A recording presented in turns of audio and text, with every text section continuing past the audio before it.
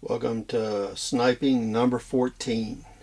In our previous video, number 13, we talked about long range and ultra range and discussed that there's actually 4 general ranges for sniping. In that video, we did not cover sniping in short range. Short range sniping occurs both in the urban environment and the rural environment. In the urban environment, a lot of times it's used at close range with suppressors. And here we have an example of a Marlin Camp Carbine. This one's in 9mm. It has a Thompson suppressor on it. We pulled this out of our reference collection to show you, and this is a unique weapon. It's one that we obtained recently. It has a very short barrel on it. It looks like a modified Mac 10 barrel. So it's only about 3 inches in length. And then you have a standard submachine gun suppressor on it. This gun is designed for use up to around 150 meters, 200 maximum. In that range it does a good job and it drops the sound.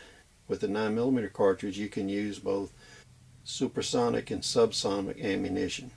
The subsonic is probably the best ammunition to use provided you're within 100 meters of the target.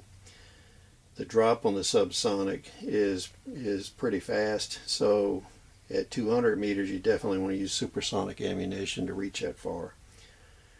It's actually easier to suppress noise in the city because of the ambient environment rather than in the countryside.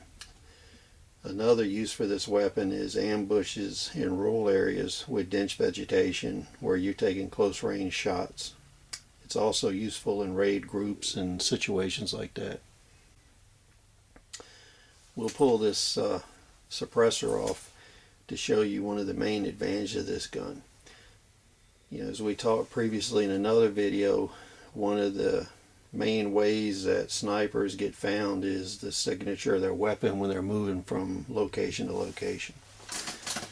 This gun does not have an integral suppressor. It has a very short barrel. What this does is increases the concealability of the weapon system. But the downside is that it also reduces the accurate range of the weapon. What you can see from this view is this gun pulls apart into discreetly concealable groups. You got the gun receiver stock set. If you put a collapsible or folding stock on this gun, it'd be even more concealable. But you can see here, you can carry this in a compact car, backpack. It's very easily concealable. So when you're operating with this weapon, it will not give the sniper signature. We're going to give you a close-up of the muzzle end here. You can see how short this barrel is. It's about 3 inches. And with the threading pattern here, this is the same threading patterns used on the Mac 10 submachine gun and M11-9 submachine guns. So it takes all the suppressors that also can work on those guns. When we're talking about suppressors for the M11-9 and Mac 10 9mm submachine guns, they're all detachable suppressors, and they're divided into basically 2 groups. Some suppressors use end wipes, others do not. The end wipe units are traditionally quieter, but what happens is when the bullet exits the silencer, it'll brush against those end wipes, because they serve to seal the suppressor and help keep the gas in it longer. This Thompson suppressor doesn't have end wipes in it. It's still very quiet. And the upside of that is it's more accurate. A lot of times if you have a suppressor that has end wipes, you only have about 50 or 60 yards of accurate range with it because it disturbs the bullet trajectory.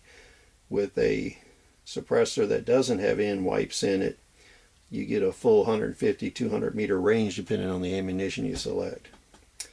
In part 2 of this video, we'll get the sound meter out, put a scope on this thing, and we'll take some shots and show you the pre-suppressed and post-suppressed sound signatures and see how much reduction in dB we get. Thanks for joining us, and we'll see you on the next episode.